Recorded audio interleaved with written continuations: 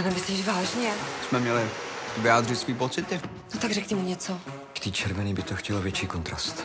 Chci ti svěřit důležitý projekt. Povedeš nový tým. Čau, jsem Pavel. Klidně s nám můžeš i spát. 3 kilo? Ty vole, tak tohle se trochu nepovedlo, co? Je to umělec, jako já. Matku si dělej ve svém volném čase, jestli ti vůbec nějaký zbyde. Win-win, baby. Win-win? Ale beze mě. Jste v pohodě? Všichni si myslí, jak to všechno dokonale zvládáme. Jsem tak akorát dokonale v háji. Se na chvíli někam zašijte. Ať si to jednou vyzkouší, jak je to bez vás. Kam bych šla? Já vám pronajmu pokoj. Kde je máma? Zkoušeli jste ji zavolat? Je nedostupná. Bude pohřešovaná. Co bude k večeři? Nevím. Vzkazuje, že guláš je ve 3. přihrádce v lednici. Tak ho hřejte. My?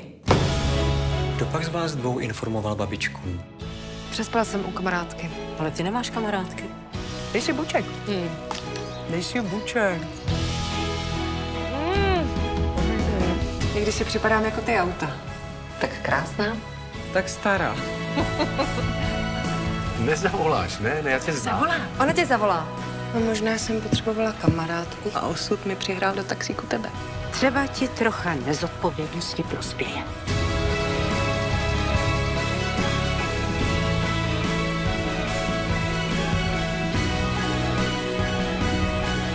Někdy je dobrý na čas zmizet, aby si zjistil, co vlastně chceš.